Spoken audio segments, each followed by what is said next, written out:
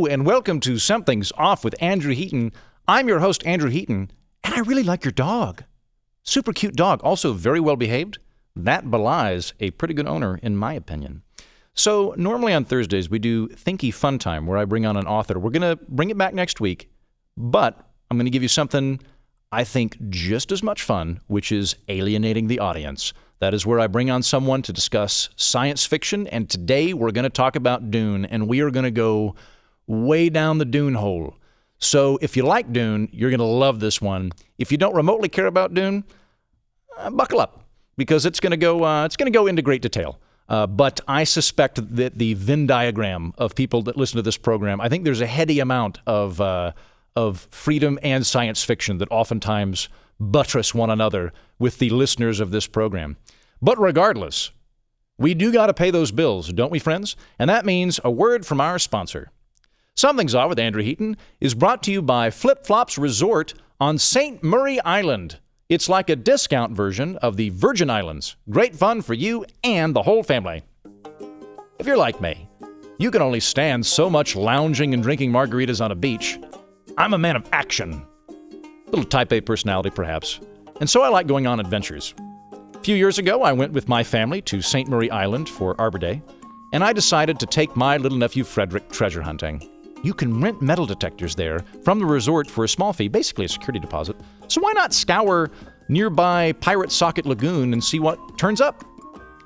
One time back when I was a kid, way before St. Murray Island, my dad got his hands on a metal detector, and we went treasure hunting at Fort Gibson Lake, about an hour east of Tulsa. I guess it's Lake Fort Gibson. We went to Lake Fort Gibson, an hour east of Tulsa. Now, Fort Gibson's a man-made lake, so we weren't expecting to find pirate gold or anything like that. But it was still exciting whenever the bing went off. Found a couple of arrowheads, which you probably know are not metallic. We just happened to see them. But we did find a couple of old $50, horseshoe, a few of those old-timey square nails. You know what? Gold or not, we did find treasure. And that was the valuable memories we made as a family. Whereas on St. Murray's Island, Frederick and I located a corpse, which, is at least interesting. It's not gold or a cannonball or anything, but you have to admit there's something intriguing about a crime scene. Even a little impressive in terms of figuring out how to fit an entire body into a piece of carry-on luggage. I have to think when Frederick starts talking again that he's going to agree with me. Maybe he'll grow up to be a forensic scientist. Maybe the episode inspired him, who knows? Probably won't grow up to be a cop, though. After Frederick and I opened the suitcase, I figured the responsible thing to do would be to go to a phone booth and alert CSI Murray.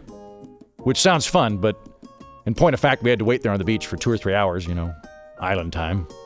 Kind of dull. One point, some stray dogs came up and grabbed a femur. So I told Frederick to go get that femur back, which I have mixed feelings about in retrospect. On the one hand, I can see how it might have been traumatizing to sternly order my nephew to chase a stray dog carrying a detached human body part. But on the other hand, as a responsible tourist, I feel it was my duty to maintain the integrity of that crime scene. Either way, I think we can all agree it's important to spay and neuter your dog. When the police did finally arrive, the first cop kind of brushed the whole thing off, and the second cop got more and more angry.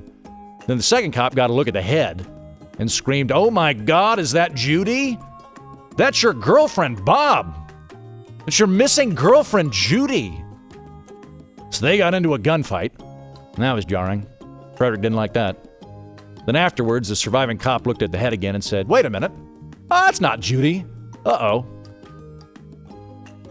He did give us a ride to the resort, though, which is emblematic of how friendly and hospitable island people tend to be, in my opinion.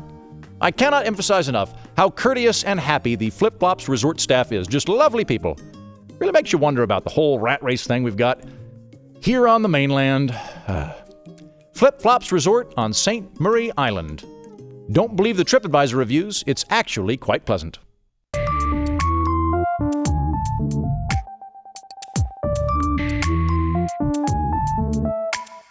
My guest today is Ben Brockschmidt. He is a recovering congressional staffer, an infrastructure policy expert, and the chairman emeritus for life of the Whiskey Caucus, which is a softball team in Washington, D.C. that we used to both be on that in retrospect was more of a drinking problem than a sport, but nonetheless a very good time. Ben, thank you for coming on the show.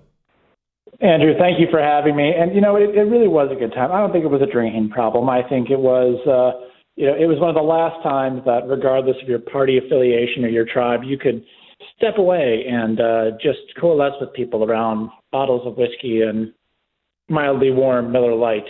You know what? That is true, and I made a lot of good friends. You included that I'm still buddies with that live in D.C. or have scattered, and that was a fairly bipartisan group as well. I was a Blue Dog Democrat at the time, or at least working for some, but there were Democrats, Republicans on it. We all got along, and we all drank a lot of whiskey and occasionally played softball. Except for me, I never actually threw a ball. No, we have a picture of you somewhere doing that, but I'll hold on to that one until we get the international version. Nice. Let me know. Maybe I won a game. Let me know if I've got an athletic career. But why I wanted to talk to you today, Ben, is I wanted to talk to you about Dune, because I know that you are a very big Dune aficionado, and I thought we could kind of walk through some of the political parallels of the Dunescape or the Duneverse, depending on how you want to phrase it. Well, it does come down to phrasing. It is kind of fascinating because I've listened to the guest you had on for Star Trek and Star Wars. Thank you. And those they had very good perspectives. But there really is, when you look at science fiction, a lot of different ways to approach it. And the upside of those types of, particularly those two shows, it's very visual. When you get to Dune in particular, you have 6 core books written by Frank Herbert, and then you have a series of books written by his son Brian Herbert and Kevin J. Anderson, and it dives in really, really deep. So, I mean, there's a lot of directions. There's tremendous world building, and where I'm coming in, I read Dune. I believe Children of Dune is the sequel. Mm-hmm. Okay, I read Dune and I read Children of Dune. I started reading the 3rd book in the series, but I did not finish it, so I've not read the whole canon. And in my defense, I think that Frank Herbert was a genius at world building. I think that he could get hung up on describing social interaction. This is just me criticizing him from a literary standpoint, because the first 2 books I think were really fun. The 3rd book would be like, could I have a glass of water? What did he mean by that? That Bene Gesserit always thought what they said about water was, and it'll be like 4.5 paragraphs describing this kind of mundane interaction, and I got lost on it.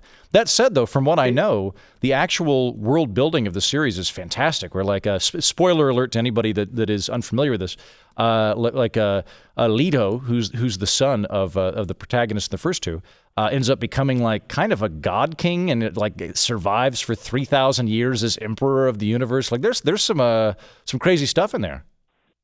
There's a lot of crazy stuff, and you're right. He's Tolkien-esque in that he can go into a lot of detail. It kind of reminds me of the scene from Airplane. John never has black coffee at home. Yeah. Oh, he never does this at home. Yeah. There's a lot of those things. But there's a lot of those things, yeah. Where to begin then? I mean, there's so much here. I'm looking to you. Sure. No. 2 books. That's you're not going to just go on autopilot. You want me to lead the conversation? That's fine. I can do that. Oh. So let's kick it off by talking about some of the parallels in it, because there are a lot of the parallels in it. I was kind of going through notes on Dune and going through some selected quotes and things in preparation for the interview. And some of the things that piqued my attention is, I think, Chom, Choam, which in the Dunescape, or in the Duneverse, I should say, it is the transgalactic company which manages the spice trade, which I think is a pretty much direct parallel to OPEC, down to the fact that he's actually using an acronym in describing it. So there's that. It seems to me that because he's writing this in the 70s or maybe the 60s. I think 70s and into the 80s. So okay. there's a lot that's going on, right, and a lot that he's seen prior to writing these that he picks up on. And I think so then being in the 60s and the 70s, I think that the fact that we're talking about a resource being harvested in a desert-like environment that is necessary for global or for galactic transport is a pretty clear parallel to me. Between oil, again going back to OPEC, this seems to have some kind of political economy elements to it, and then I think he gets into some really cool historical things where it's not necessarily a parallel with the world in which we live now, but has been. Like I think that the emperor starting out, is almost this parallel to Philip IV of France. And this is where I'm getting really into the wonky historical hole. So for those of you unfamiliar with French... I love it. Keep going. Yeah, if you're not familiar with French monarchical history, Philip IV, also known as Philip the Fair, and sometimes referred to as the Iron King, is the guy that locks up all the Templar, and then locks up a bunch of other people. He locks up a ton of people and takes their money. He does it with the lepers, the Jews, the Templar, and several others. But he is kind of the... He is sort of the last gasp of straight-up feudalism in French history, because after that, there's this sort of balance between the monarchy as a giant enterprise versus all of the barons. And previous, it had just been a bunch of warlords, and one of them was just called king, but you had a duke that's more important than the king at various times and that kind of thing. But he comes in and makes the monarchy this really strong institution. And in the world of Dune, you have the Landsraad, which is all of the lords. You have the emperor, and then you have the spacing guild, and it forms this sort of balance of power between all of these. And the spacing guild, I think, would approximately be like the Templar if they had oil money. So that's my connection to French history and Dune. Well, you say French history, which I admire. I was going to go more British feudal history. Okay. Because you do have the Great Convention at one point in time. And by the way, if you're familiar with British, feudalism and the Magna Carta and all that stuff, you're going to be right here with us. So just hang in there. Hold on. What did you say? You're going to be what? You're going to be right there with us. Okay, if you gotcha. understand, just anything feudal, if you understand the lords and kind of the emperor, king sitting on top with their authority, you're going to be good. But you have the Landsraad, which is all these great houses that essentially control everything. They have their individual planets, their individual areas. Mm-hmm. You do have some lesser houses, but they're all part of CHOAM. You're right. The full name is the Combined Honnet Ober Advansar Mercantalis. Okay. And I'm going to apologize to all of the other Dune. Yeah, well, the acronym's so much easier. Yeah, CHOAM sounds much better. That out CHOAM sounds like something terrible you'd call someone in high school. Yeah, it's like not quite chum, not quite, some other words. Yeah. But you're still along there. It's kind of like the Dune version of frack, I think is the best way, to approach it. Yeah.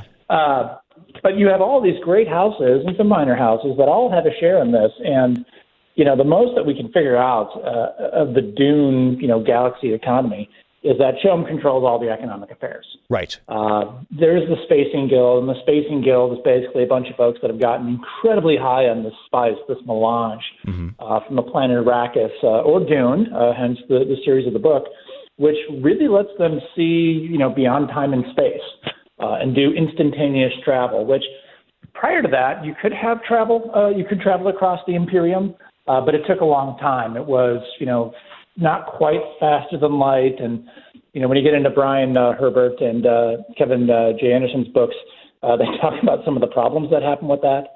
The occasional cargo ship gets lost in the sun or a black hole, sure. The usual things. Well, and on top of that, too, it's Frank Herbert came up with, I think, a really interesting way of dealing with the faster than light problem that frequently happens in science fiction. So you have, say, my mind went blank. Whoever wrote Ender's Game, can you help me out there?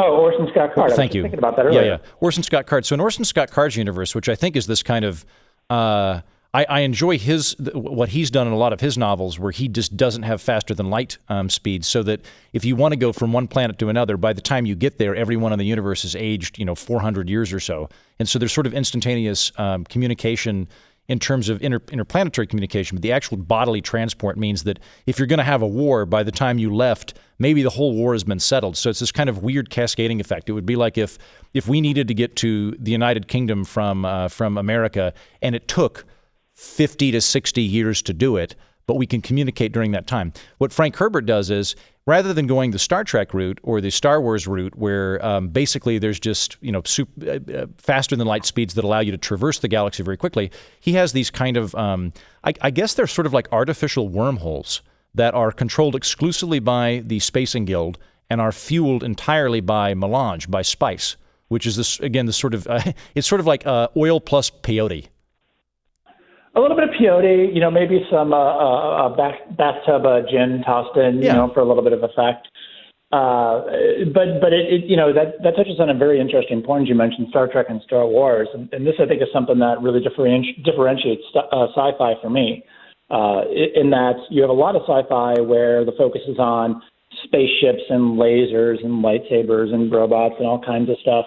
And when you get to the Dune universe, thinking machines, computers, have been outlawed. Going back to something called the Butlerian Jihad, where the robots led by this robot Erasmus said, yeah, we like doing experiments on you as humans. You're basically good as pets, but we don't really like you, so we're going to try to wipe you out. And there's a big series of battles, and they eventually, send all get rid of all the robots, or so they think, until 10,000 years later. But you really do have this big distrust of technology. Yeah. So when you get to the Spacing Guild and the navigators, as they're called, and they've been deformed by this spice, this melange, because it does have very medicinal properties. You get some prescience. You can see a little bit in the future, which some of our antagonists and protagonists are able to do. But then you also, the more you get into it, the more it shows. It's the before and after pictures of mugshots, right? Here's somebody not on drugs. Here's somebody when they've done a heck of a lot of drugs. Yeah.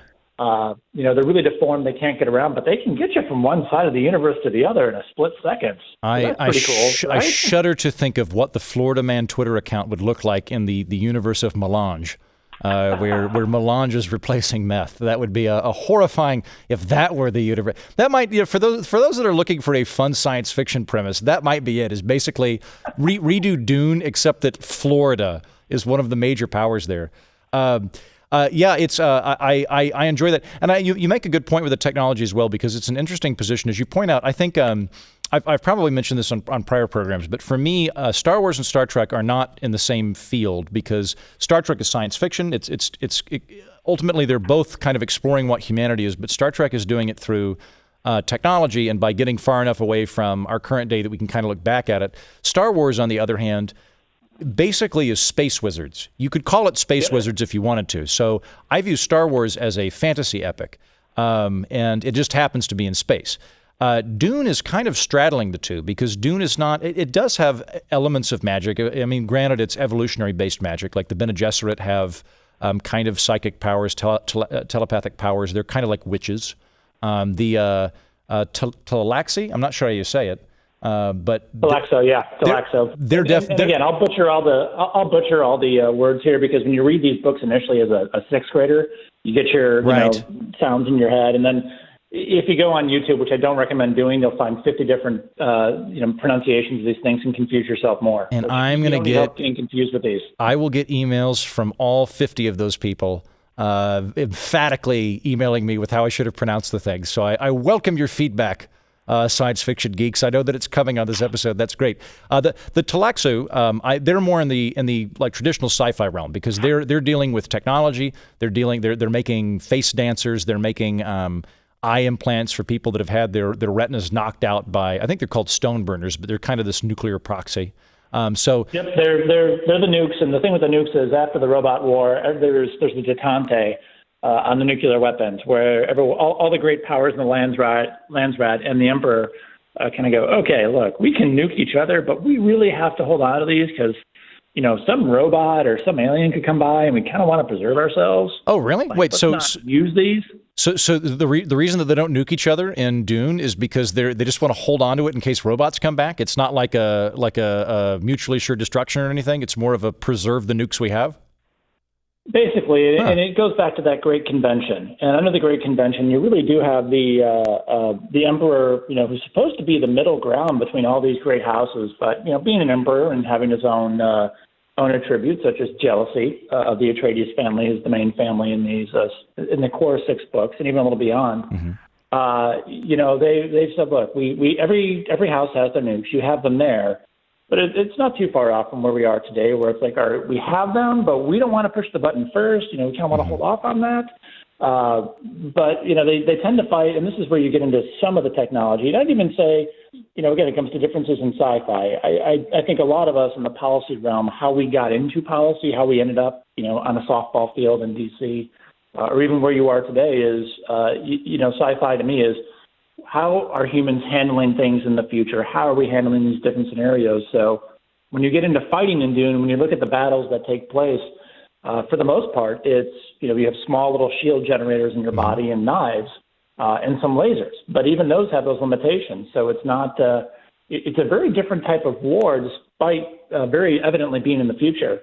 They do reference that Earth, essentially vanished, or was set aside as a nature preserve, depending on how deep down the lore you get. Wow. But it's a pretty basic technology centered area, and the Talaxo are kind of the exception because they deal with genetic modification, as you said, eyeballs, and they clone dead people. Golas or gulas, I'm not sure how you say it, but it sounds kind of like golem or ghoul.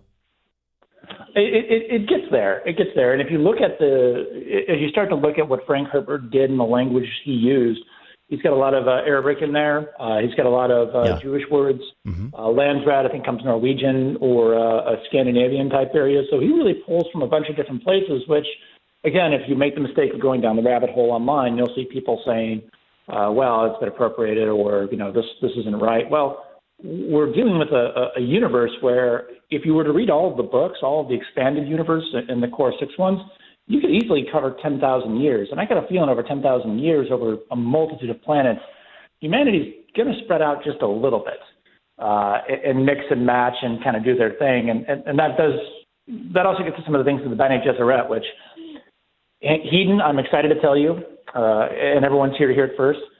You and who's the actress that you love, the one from the Star Wars movies? Natalie Portman? Yes, you and Natalie Portman, you will eventually have offspring. Okay, go on. How does this? I will eventually have offspring. Go ahead. Yeah, you will have offspring. She will have offspring. 10,000 years down the line, your genes, your very important, crucial genes of your personality will meet with her genes to create the perfect person. So the Epset Quitterach? The Quasic Haderach. That's it. Yeah. And again, I'm butchering that one, and I'm not going to apologize. Wait, hold on. I want to be clear on this then. Ben, are you implying that it's going to be 10,000 years before me or any of my descendants can possibly impregnate Natalie Portman or any of her descendants? It's going to be 8 generations before... Wait, hold on.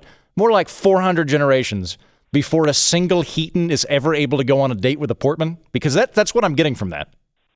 Well, look, Lincoln, it's not... Don't look at it that way. Look at it as the genes that have your fine appreciation of Scottish whiskey and wit... Which is 20% of my genes. Well, yeah, but we want like that 0.1% of the genes. It's really the cream of the crop there. Okay. And the 0.1% of, her genes... that's essentially what the Bene Gesserit do. They've been doing this breeding program, trying to find the perfect person over 10,000 years. And is it a religious thing where they're trying to induce the Messiah to show up, or do they believe that there is a functional element to this where this perfect person will become the good emperor, or do they just enjoy tinkering? A good mix of both, okay. Because this is a feudal society still. Right. You can't have. They don't quite replace the Catholic Church, and in fact, there are references that they utilize the Orange Catholic Bible at various portions. To pause you briefly, I would assume Orange Catholic Bible, because orange tends to be a reference to Protestantism. I assume that kind of means that there's some sort of fusion of Protestant and Catholic theology in the future that's rebundled in a different canon. And I would also imagine, it being Frank Herbert, that there's probably a bunch of other religious influences within it.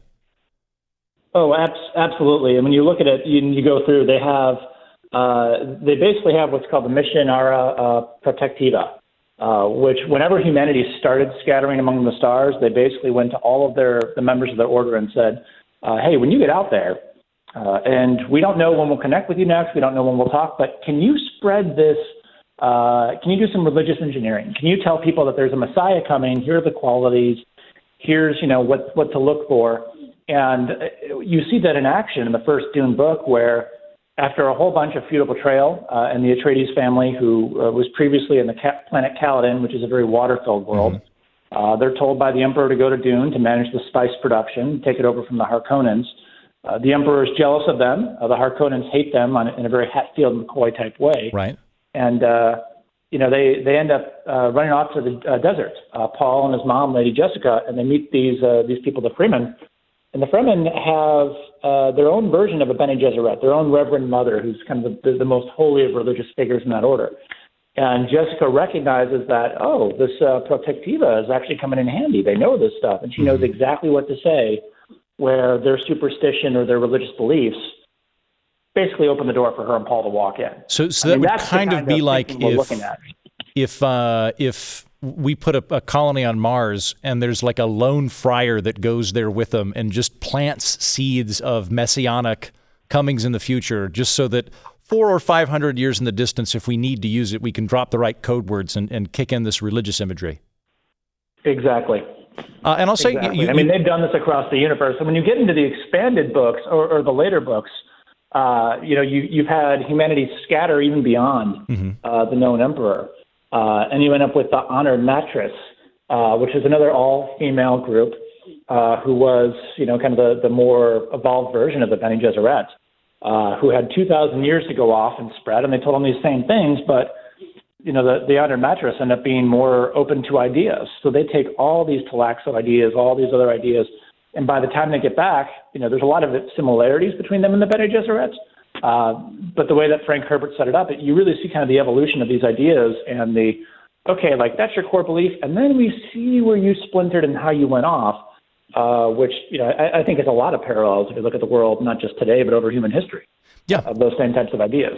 Well, and actually, I want to drill into some of his ideas for a minute, because it's interesting to get into the mind of Frank Herbert when we get into this Duneverse. So, Frank Herbert himself, I imagine that people can probably find better political things than I have found on him. I did not find like a written exegesis of his political beliefs. I did find a few articles that referenced him as a Pacific Northwestern libertarian utopianist. One of them, one of those people that lives up in Portland, and they're very much utopian and into ecological communes, but they're libertarian. And I was like, oh yeah, right, that thing.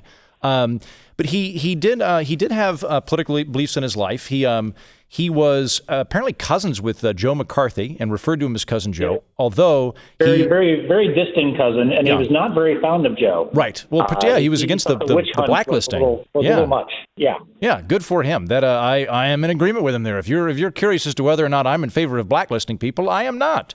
And he was against the war in Vietnam. Good for him there. So far, I'm with him all that time. And one of the things that I think is interesting, and I think this kind of tees up his political philosophy that we see, or at least his political sensibilities that we see throughout the series, is he was following the Watergate scandal, and he thought that it unwittingly taught the important lesson of not trusting the government. And so I don't know whether he thought it was a wonderful thing, but he definitely saw a silver lining in it. And he seems to me to be focused a lot of the time on the role of power in society and how that manifests. And I found a great quote, which I think probably is elucidating of what he thinks about the nature of power. But he wrote two things I'll read.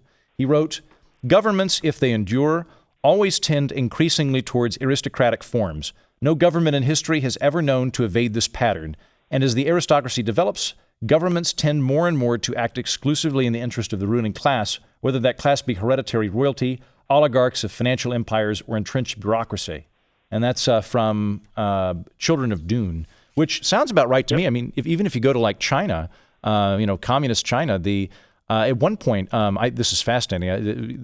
We already covered French history, so why not get into some Chinese history, right? Mao. International. There's a lot of other continents we can cover. We've got two of the 5 or 6 inhabited ones. Australia is questionable, but we can cover them. Yeah, we can cover them. So when Chairman Mao was doing his Cultural Revolution, so Chairman Mao, he's he's running the show. He's the communist dictator for a while, and then they kind of put him out to pasture, and he responds by leading this sort of internal bloody quasi-French Revolution style revolt against his own government, and anybody that walked with him to get back to the capital, that joined him in the march to throw out the people that replaced him, he made generals in the army, and their children are given like just straight up aristocratic status today. So there is like an actual communist aristocracy in place, which in theory is supposed to be the one thing you don't get with communism, but you wind up getting it. You wind up getting noble families like the Castros. You wind up getting people who are wielding power through capital within the framework of the state rather than through land and things like that. So I think he was somewhat prescient in that regard. Well, he was, and when you look at what I would call kind of the two main protagonists in most of the books, which is Paul Atreides, when the Atreides family takes over Dune, Leto Atreides is Paul's father. He knows it's a trap. He knows the Emperor and the Landsrat have it out for him. Paul eventually is able to overthrow them, essentially by holding the emperor hostage and telling him, hey, by the way, I control the spice. Mm-hmm. And they say, no, you don't. And he goes, I know how to destroy it. So do I know how to destroy it? And they go, yes. He goes, yes, okay. Now that we know I have the power to destroy it, here's how it's going to be. And at that point in time, you have these Fremen who are these people that have been living on Dune in these sieges, is what they're called. Mm-hmm. I think in those little communities that, Dune being a very inhospitable planet, the Fremen have learned how to know how to bribe people to keep them away. They have their little homes, primarily in rock outcroppings, and they've been hoarding water for decades. But given their environment, and this is where Herbert draws on some of his knowledge of the time with the Feudalism and other groups of the 70s and 80s, they know how to fight. So when Paul comes and his mom is able to say, hey, by the way, myself and my son are the promised ones. They go, cool. Let's go on a jihad. Let's see what happens. Yeah. And they go off. They conquer the universe. And there is a moment in one of the later books where Paul is sitting there with Stilgar, his number 2, and goes, hey, you ever heard of Hitler or Genghis Khan or like Stalin? And again, Earth has been gone, and Stilgar's looking at him going, why are you talking about these myths and legends? Like, what the heck's wrong with you? And Paul goes, yeah, they killed a couple million people each. How many people have we killed in our crusade? And Stilgar's like, something like 6 billion, 62 billion. You know what? I lost count after a while. Yeah. And Paul kind of looks around and goes, the issue with Paul being the Quasic Haderach is he can see the future. But when you see the future, and this is an area where I think Frank Herbert does very good with kind of the wizardy stuff, by seeing the future, you're locked to that future. You can't deviate because consciously or subconsciously you make those actions. So Paul sees this reign of destruction, and he eventually walks away after he gets his eyes blown out. Yeah. And kind of wanders off in the desert. But then his son, Leto II, who eventually becomes the God Emperor, he merges himself with these sandworms, these sand trout that inhabit Dune. He sees the same thing. He sees this, okay, people are going to follow me blindingly. How do I use this to prepare humanity to fight the next threat?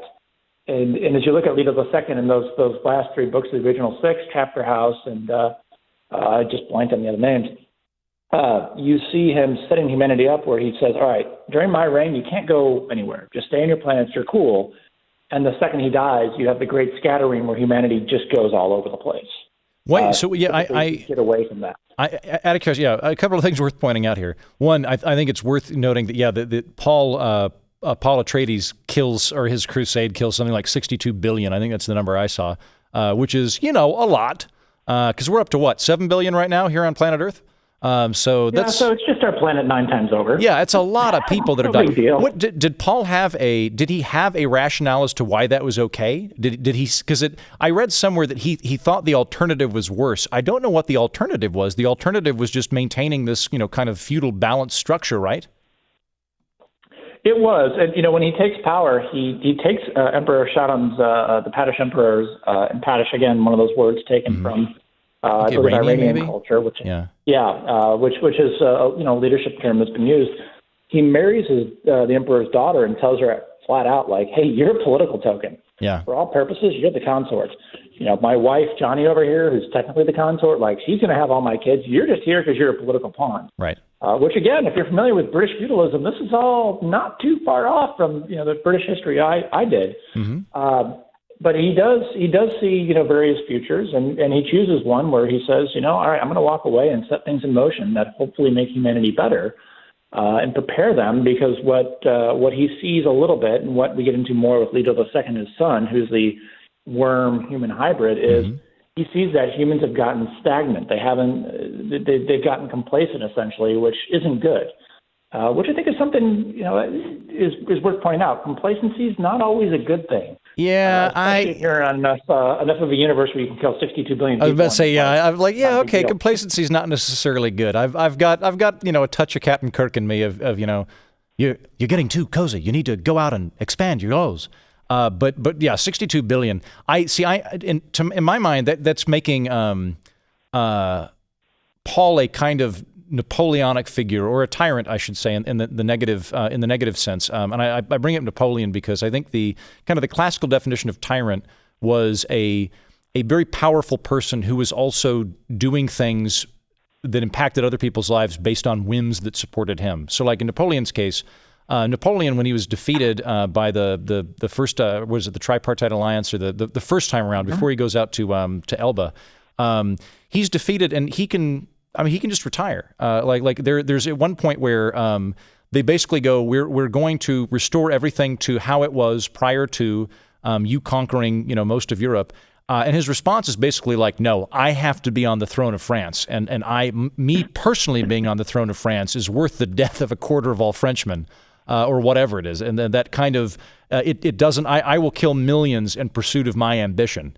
And while Paul is not portrayed as this super ambitious character, I come down on that side of it where I'm like, ultimately, that's basically what he's doing. Regardless of how nice he wants to be about it, he is a tyrant who is, willing to sacrifice the lives of billions. Unless because you know the Duneverse way better than I do, Ben, unless the robots coming back truly is an existential threat that required 4,000 years worth of prep work, in which case maybe he was on the right.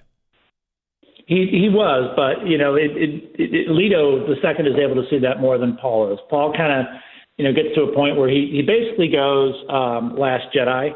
Or I should say Last Jedi goes Dune. Yeah. Because after he gets his eyes blown out, he wanders off in the desert. His wife has had twin kids and dies. Mm-hmm.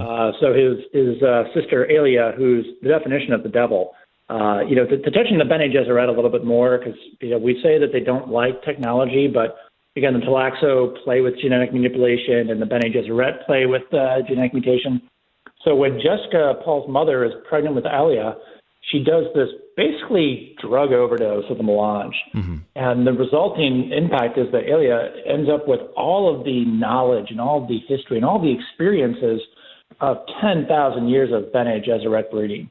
So she basically is born knowing everything there is to be known, and ends up becoming this religious, cult leader in Paul's absence while his twin children are growing up. And eventually it gets so bad for her that the voices of her evil uncle, the Baron Harkonnen, drive her to jump out of a building. After Paul gets back and says, hey, wench, what are you doing with my people? What are you doing here? But you're right. Paul does fall in that category, particularly if using the Napoleonic thing. When Napoleon gets back from, the island the first time, he goes to Waterloo. And if you're familiar with that battle at all, he's not really engaged. He's putting a lot of trust in his generals just to go off and do what's right, which we don't see or read a lot of the jihad in the Dune books. Some of the other books kind of touching it in various details, but nothing that I would say is in a Warhammer type universe, if anyone's familiar with that, where the world is chaos or the universe is chaos and everyone's fighting all the time. But he basically is like, yeah, you killed 62 billion people. Probably wasn't a good thing. Yeah, you got it. Yeah. So this would be like Napoleon getting sent to. This would be like Napoleon winning the war, going back to Paris, and then going, you know what? I really bungled this one, and then exiling himself to the Syrian desert, and then returning at some point to overthrow or at least give very stern talking to his sister who's running the empire. Did I get that analogy right? Yeah, along those lines, or if you go farther back, it gets to be late Roman Empire, where you have, the East and the West, and you have the various generals and governors that have their areas, and they kind of still have loyalty to the emperor. They've all gotten paid off, and some of the books touch on it, that some of Paul's betrayers later on in the series, and even Leto's betrayers, are ones who, can trace their histories back and go, yeah, I was part of all that. I don't really know what we were doing, so I'm kind of pissed about it. Which, you can't blame some of these people. You've been on this desert planet, and all of a sudden you're thrown out into billions of, millions of galaxies or thousands of galaxies, or, they never really go into that. But, and yet he's just kind of still there, like, all right, we probably shouldn't have killed them. But which actually, I want to go back very quickly. One of the things that I enjoy about the series that I think is worth pointing out is that it is rare in a series for the protagonist's mom and sister to be his sidekicks. A lot of the time, I love Robert Heinlein, but Robert Heinlein, he really has he's very big on archetypical characters, and he has the sort of super happy, sexually active woman who's just hey, let's all have sex. And then he has one other, and then he has the girlfriend character. There's not really There is like the femme fatale, but she's also sleeping with everybody. So there's always like this highly sexualized woman in Heinlein novels, which I enjoy, but it is limited in terms of the characters. I think it's funny that with Frank Herbert, like Paul Atreides, his sidekick is his mom. Like you just don't see that in a lot of science fiction where like someone goes off to conquer the world with their mom. And then later on, his sister becomes this, kind of sage witch character that is vastly powerful and apparently jumps out of a building. I hadn't got that far, but it's my fault. I had several years to do it. I want to say there's no spoiler alert there because this is alienating the audience, portions of your show. But there are a lot of you have the Bene Gesserit, you have the Honored Mattress, and then you have the Fish Speakers, which was an army under the God Emperor Leto Atreides, the Worm Emperor, composed entirely of women. So I mean, he has a lot of strong women characters, and the fact that the Bene Gesserit have been around for 10,000 years, and by other accounts even beyond that, to the time of Earth, because some of them know things like French, and you talk about clothes and other Earth-like things, which you get glimpses of, but they've obviously gone through their own evolution.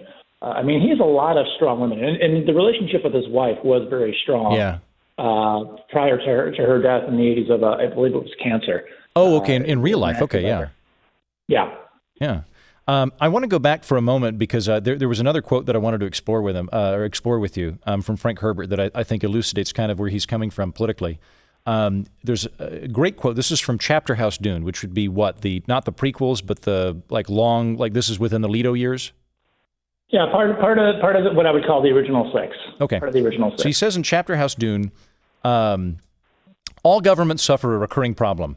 Power attracts pathological personalities. It is not that power corrupts, but that it is magnetic to the corruptible. Such people have a tendency to become drunk on violence, a condition to which they are quickly addicted. I read that and I went, wow, that is a fantastic quote and one that I think I subscribe to. I'm kind of you and I have had a lot of political conversations in the past, but for some reason, if somebody listening to the show only is coming in here on Dune and unfamiliar with my politics, possible, I view power itself is a very, very suspect phenomenon, and I find it interesting to watch a lot of the more partisan elements of the Republican Party and the Democratic Party fight each other, because the attitude is very frequently this one of power's good when we have it. The problem is not the size of the state. The problem is who's running the state. But if we've got a guy in power, then it's good that he's being robust in his use of executive orders, and it's good that he can evade the recalcitrant obtuseness of Congress. We want that. And I look at it, and I look at power like Frodo's ring, to bring in yet another fantasy and science fiction epic into this. I view power as Frodo's ring, where like I don't believe I or anybody else can really be trusted with that kind of power. And so I want to throw it into the volcano. And I feel like Frank Herbert has a very similar thing where it's power, it doesn't corrupt, it attracts the corruptible. There's an element to it of wanting to use it, and that in and of itself lends itself to violence and force. Oh, it absolutely does. And it's up there with one of my favorite political philosophers, the late, great Douglas Adams. Anybody mad enough to be president should never hold the office. Yeah. Or I'm paraphrasing there, but I know you and some of your listeners know that one where, they have, their president there who's like, wait, why are you president? Well, I'm the one that didn't want it. Well, hold on. So real quick, Ben, so I'm gonna give like a quick, this is an ombudsman assessment of the program so far. I'll tell you what's happened. We probably cleaved about a quarter of the listeners, maybe a third of the listeners, about the time you talked about Leto becoming a hybrid worm king. That was the point at which that we had a group of people that were willing to, they didn't know what this was about. They were willing to walk along up until we get into the 3,000-year-old worm king. However, there's also a group of people right now that I'm confident that are listening that have had this glorious nerdgasm. When you said, Doug, we've been prepping it with, with French history, with a brief reference to the Byzantines, or at least Roman emperors. And we've also mentioned Douglas Adams, Orson Scott Card, and Robert Heinlein. And I think when you hit Douglas Adams, that was the moment at which this sort of overlapping Venn diagram of hyper nerdness coalesced with classical liberalism in a way that probably made light shoot out of somebody's body. So we've made someone very happy today. I hope so. And I'm trying to think what else I can cover to make sure we've really I'll do a couple more on the nerd spectrum. I'll do a couple more. I'm sure we'll wander into a couple of other sci-fi flicks or something. But some of the other things that struck me is that there is there's a very older way of looking at the rise and fall of nations, which we don't subscribe to as much today. But our founding fathers very much had this idea that there is a sort of natural lifespan to countries, that they come in this sort of virile barbarian state. And this is also throughout classical antiquity. This was the dominant idea of the Roman Empire, and through a lot of thinkers that kind of stretch from the medieval era forward, where there's a virile barbarian state that's very strong and very fresh, like like the Mongolian horde that just comes out of nowhere. And they're sleeping on their horses, and they'll be in the desert and they're hungry, so they'll poke their horse with a dagger, pour blood into a cup, and drink it to keep going, like this very gritty thing. And then it kind of peaks at this civilized but active state, which for our founding fathers would basically be England circa 1740 or something like that.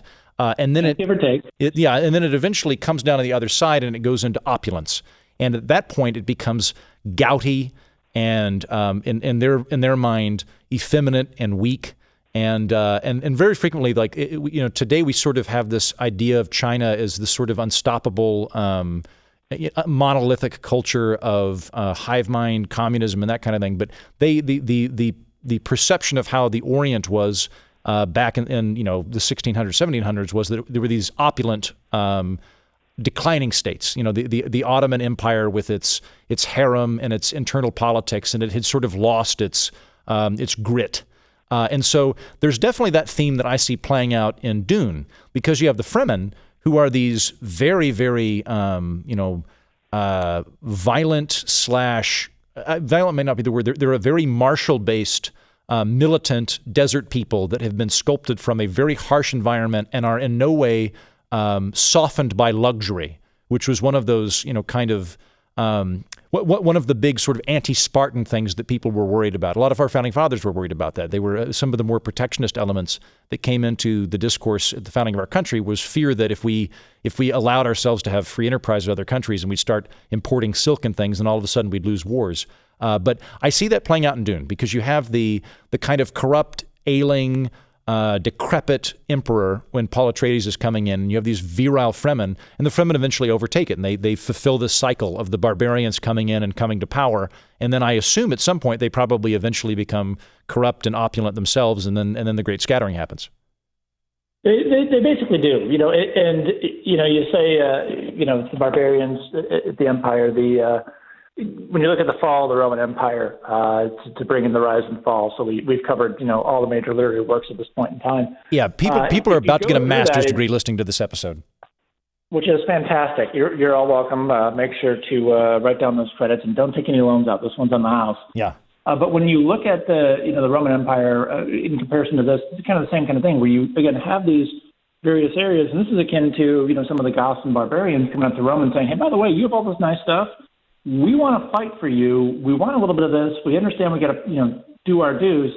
If we help you out, can you do some of these things?" And with the Fremen, you do end up with some of that. And you do see, particularly in those first three books, in Children of Dune, and I'm blanking on them. I have my notes up. But Dune Messiah, maybe? I think it's Dune Messiah. Thank you, Dune Messiah, which is the one where Paul comes back from the desert without his eyes. Yeah. But you see these Fremen who, they're strong in their legend and their history. The fact that they say, "Hey, look, we got bounced from multiple planets. We wandered for a long time before we ended up here." And they see, strength of the individual and strength of the tribe as something that's really, intertwined. Because when you're on Dune, it's a desert planet. Water is not abundant, so they have these things called still suits, which recirculate body moisture and other liquids. Use your imagination.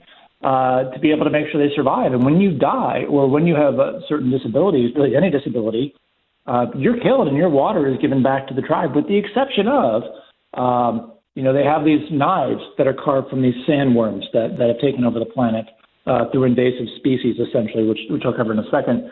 But they're called these crysknives, which are made from the teeth of sandworms. And these knives stay intact as long as they're close to your body. And you're never supposed to draw one unless you intend on drawing blood. So if you draw one, congratulations, you got yourself a fight to the death. So if you're ever drinking on Dune, Heaton, and you've had a little too much spice wine, don't wave your knife around. It's not going to go well. And that's for all the listeners, too. Just don't do it. That's Keep it in your pocket. Don't pull it out. That's good to know, because I tend to get very oratorical when I'm drinking, and I tend to prove my points by waving a knife around. So I'll need to be careful. What were you going to say with the invasive species? Because that's another thing we haven't gone into yet. We've talked a lot about the politics of it. We've talked some about the economy of it. We talked about these feudal parallels. I think we'd be remiss if we didn't point out that ecology is probably one of the things he's driving at as well, given that there is a desert planet. There are invasive species. There are environmental elements going on as well. So what's your take on that? Well, it's very systematic. And, again, this is where I think the science fiction comes into play, because regardless of where you are in your political ideology, if you're even a little bit involved in politics and policy, you're doing it because you do have this view of, hey, tomorrow can be better than today, which admittedly, depending on if you follow state, local, or federal politics, can seem like a low bar sometimes. But you're there because you see the potential.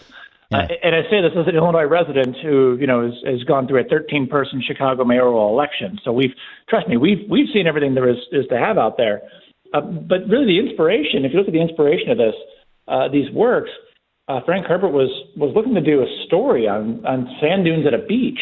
And started doing research and realized, there's a whole lot more here. So for him, it's not just the ecology part of it. It's the fact that it's systematic, long-term, examination and planning of things, which, again, I don't think is a liberal or conservative or progressive, point of view. It's, all right, what are we doing today that's not good 5 years from now, but is good 100 years from now and 10,000 years from now?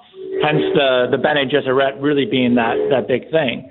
But they do get into, the reason that these sandworms are there is you have this trout that reacts to water, and it was brought there at some point in time. And in fact, over the series of the books, the book, The Planet Dune goes from, Arrakis goes from a desert planet to a water planet to a desert planet to a blown up planet. And they're able to take these sand. Well, it really has gotten beat up a little bit. Does that not kill off all? Because the worms are producing the spice, right? Like that's one of the big discoveries in the second book, or maybe the third book, is that there is a relationship between the sandworms and melange. So when it becomes a water planet, doesn't it just kill everything off? Chemical reactions. I'm sorry. So when it becomes a water planet, doesn't it wipe out that species and ruin the galactic economy? I mean, think of it as you would any species today whose habitat has been encroached on. They try to adapt, but water kills the worms very quickly, so they end up in a very small area of dune. Okay. And then there are various attempts to pull the worms, try to have the worms repopulate other planets, which they do succeed with Chapter House, which is also the name of one of the later books. It ends up being the Bene Gesserit planet during their fight with the mattress, the other mattress. But they have limited success, and eventually, when everything else is falling apart, and the robots are essentially coming back from the great beyond, they are able to escape with some of the worms. But you think about it, it's this commodity that's very, very abundant, very quickly traded by Chom and the Landsrat, and then you see over, and again, this is several thousand, this is like 10,000 years of time over just 6 books, and if you go to the expanded universe, it's probably more than that. You really do see the rise and fall in these, resources being used as, throwaway resources, essentially. Okay. So he very much was about what are we doing today, tomorrow? How are we approaching this as a systematic thing for Star Wars fans? He would very much be on Alderaan. How do you meld? How do you work with the planet as opposed to working against the planet, essentially? Okay. Wow. A couple other things that I think we should touch base on. There's definitely a role between religion and government, or religion and power throughout the series, because generally, Paul Atreides is a kind of he's borrowing several terms. There's the Quixote Cataract? What was that term? Quasi Cataract, or again, I butcher it, but that's, sure. But that's the ideas of it. That's the Bene Gesserit term. But then when they're on Dune, he is identified as Muad'Dib, who's this kind of kind of a caliphate type character. It seems to draw a parallel with the uprising that the British fought against in their Middle Eastern holdings in the 1800s with I think it's called the Mahdi. and Herbert has slightly changed it to Muad'Dib, but it's this kind of messianic political figure, and indeed he becomes a towering political figure, which I think leads into a whole other issue, which is he seems to be very fixated on the idea of messianism, both religiously and politically. He is, but it's interesting because you look at it, and Muad'Dib does come from the teacher, or I think it's like the teacher of literature or something along that lines. Again, to Herbert's credit, he does pull from a lot of areas, which again, if you're looking at this long term, several thousand years in the future, makes sense. I would hope and assume that when we eventually leave this planet and scatter ourselves around the galaxy, it's not just going to be, okay, there's the Italian planet, there's the American planet, there's the German planet. It's like, all right, everybody pick a planet and just go there. Whoever gets there, figure it out. But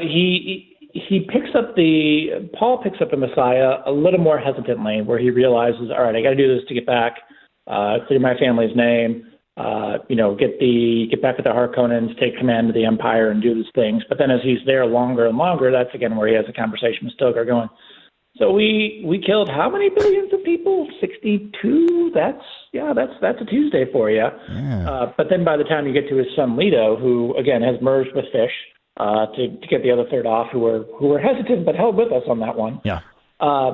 You see him doing much more looking in the future, and he his bottling up and being the God, bottling humanity up and being the God Emperor. He sees it as a way as, yes, I am your God Emperor. I am, worship me, don't question me. But he inevitably sees his death as being the reason for humanity to go beyond that. But you look at a lot of the other leaders that pop up, particularly going back to the start of the first book with Duke Leto Atreides. His MO is one of people follow him out of loyalty, out of respect, because they treat people well. Whereas you see the evolution of the family going to they follow me because they fear me, and I'm a worm god. That is inevitably what happens. Everybody, the dictator comes in to save us from the invading German hordes, and pretty soon he's a worm god. Well, and then when he dies, all the worms fall off of him, and that's like the end of it. It is one of the space wizardy parts of it. But again, he does stress the Bene Gesserit and the Honored Mattress are both examples of that, where you have the power structure so intertwined with this religious theology. Although it become an issue. The mentats don't have a planet, do they? Because we haven't mentioned the mentats yet, and they're one of my favorite things in the Duneverse. Mentats, for the people that have decided to listen to about 54 minutes of this, but still aren't familiar with the landscape. Mentats, going back to your very beginning comments, Ben, when you mentioned that there is this kind of militant Luddite position of mankind in this world because they'd had an AI uprising and they had to put them down. They don't have AI, and they don't have what they call thinking machines. And as a result, this class or this order, I don't even think it's an order, it's more of like a vocation of people have risen called mentats who can do incredibly complex computations in their heads. So they're sort of organic supercomputers that drink juice, and then as a result of that and through very intense training are able to be, sublimely gifted mathematicians. But they're never like a power, though, are they?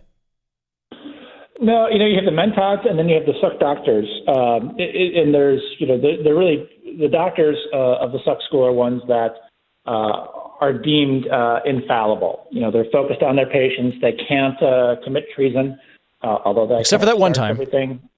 Except for that one time where you end up with a long-term worm god.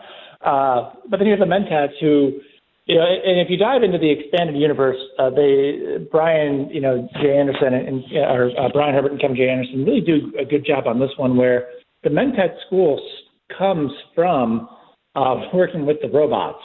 I'm sorry, it comes from what? It comes from collaborating essentially with the robots. Oh, really? Okay. Trying to show that humans can be taught to think like this, but they're supposed to be very logical, very focused individuals, which it goes relatively well, but you do see some of them. You have the one for the Harkonnens who's just a terrible individual, rapes, pillage, murders everybody. Then you go to the Atreides household, and it's very different. It's very more thought process. Very very much more honorable. But it does. Frank Herbert does stress throughout these books, as do his son and Kevin J. Anderson, that even with those types of training, you're still human, which really goes back to some of the Bene Gesserit stuff of, what is an animal, what is a human? How do you approach these things? And ultimately, everyone is driven by something.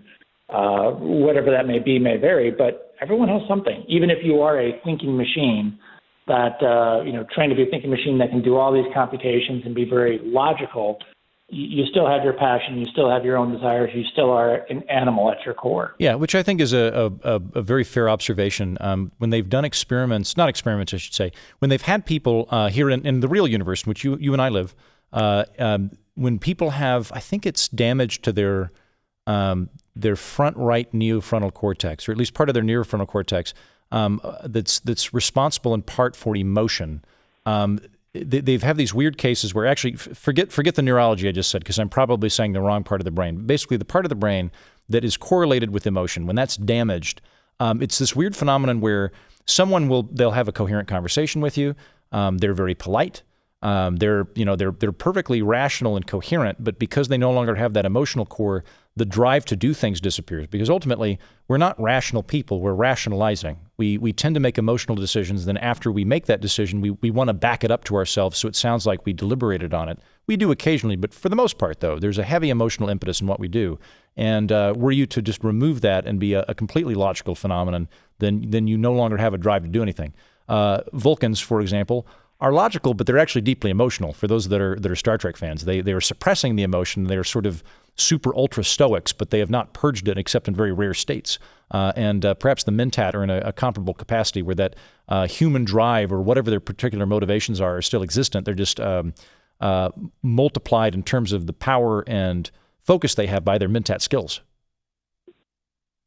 Yeah, and it is one where, you keep in mind in the Dune universe, because the mentats and others, they're taking all kinds of drugs. Like if you like drugs, and again, this probably goes to the Northwest, part of the country type thing, a little bit of the libertarian, like, yeah, have a little spice, have a little tea, like it's all fine, we're good here. You do end up with people that have extended lifespans. So, you look at some of these mentats and they end up living for just, a very long time in service of individual families. So they get to know, Thiffer Hawat, who's the mentat for the Atreides. He's seen Leto's father, he's seen Leto, he's seen Paul. He ends up, dying in the first book, but he's there for a lot of it, where, he can pass that knowledge on and has that retained memory. Very similar to the Bene Gesserit and others, but how they approach things is very different. But you're right. So much of the books do focus on the minds and how people end up approaching these things in different scenarios. But ultimately, you're still driven by something, even if you're looking at it going, you know what, maybe a jihad across the universe isn't the way to go. Well, and actually, before we leave, because we're going to take off here in a minute, I want to focus on the future for a moment, the future of Dune. Because I was talking to a friend recently who told me that they are planning, I don't know which group's planning, but they're planning to remake Dune as a film. Have you heard this? I have. And I'm terrible with actors and actresses. So they had the miniseries back in the early 2000s. Well, hold on. Let's go all the way back, because they almost had, the greatest question of what if in science fiction history from a cinematic perspective is Dune, because there was was it a Bolivian director or a Paraguay director? He was going to put together Dune, and it had the weirdest cast. Salvador Dali was going to be the Emperor. Yep. Orson Welles was going to be Harkonnen. I can't remember the other people they had. They had H.R. Geiger lined up to do the visuals for it. There was some famous, it was going to be this, and somehow it fell apart, which saddens me to no end, because I would love to see Orson Welles as Harkonnen. But that one fell through. And then they had the David Lynch movie of Dune, which I rather liked. I like that one. I like the weird boxy force fields they've got. And it's got Patrick Stewart in it, and you can't go wrong with Patrick Stewart. I was going to say, it has your eternal man crush, Sir Patrick Stewart in there. It's a pleasure to see my Duke again. Yeah, and the dunes of Arrakis. Yeah, absolutely, 100%. And then they did the miniseries that Sci-Fi did, which I didn't think was very good. I didn't like that one. If you look at it, you can tell that they're on a Hollywood backdrop, and you can actually see the fabric of the painting behind them of that dunescape flutter in the wind. And I'm just, when I watch it, I'm hyper aware that I am looking at a Hollywood stage. So I'm excited about the forthcoming film. I hope they do cool things with it. Well, I hope so too. And Jodorowsky's Dune is a documentary. Nice. Alejandro Jodorowsky's ambitious movie that ultimately wasn't made. It's worth a watch. I don't know if it's on Netflix or Amazon or where it's at, but it definitely goes in the backstory of that. I will check that out. Yeah, I'm excited. Yeah, I'm excited about the Dune story, the Dune movie next year, because anything that opens up sci-fi to new audiences, and this is where I will fight with some of the Star Wars and Star Trek fans, yourself included, who look at the movies of the last 10 or 18 years and go, well, those are terrible. Well, when you encounter sci-fi, you encounter it at a certain age, and it's going to have an impact no matter who you are. But if it's expanding people to these different scenarios and different opportunities out there, I think it's a good thing. And you look at, I did pull up the cast of the movie because again, I don't know these things. You never do that. See, what I do, Ben, is I print out my notes in advance, and then I just glance at them like I'm doing them from the top of my head, so that at least one or two listeners will think that guy is really smart, and I am. But I am also looking at my notes occasionally. And I've known you long enough to know that you cheat sometimes. Yeah, I'm a trickster with no short-term memory. You're aware of that? Yeah. But that's again, I think the movie, anything that opens it up, I think the sci-fi community in general, should be more welcoming to people. And it's okay to disagree whether you're a Whovian, whether you're a fantasy fan of Tolkien or whatever else. Again, it's about the future and what we as humanity can do. As opposed to, okay, you're a Jar Jar Binks fan and, burn in hell, which generally is frowned upon, although that might be one thing I probably pulled the wrong example up, but you get what I'm saying. Yeah, no, I get what you're saying. I think that there's something to that. I'm curious for when I have kids, with or without Natalie Portman, whether or not they will like the 10,000 years later. 10,000 years later, whether they'll like the prequels, because I like elements of the prequels. I'm not anti-prequel. There are a lot of things I would have done differently, but I wonder if I wonder how much of that is me not liking the film versus me being in my late teens and 20s when I saw the film, as opposed to when I saw the original Star Wars. And when you're a kid, everything's better. When you're 10 years old, you're not a cynic yet, and so I think there's something to that. Ben, I'm going to cap it off there. I have really enjoyed talking to you about Dune. I feel like we should have bitten off a smaller portion of this because we probably could have done 9 hours given the sheer scope of work. That said, though, we hit a lot of content over the course of this hour. Thank you for doing it with me.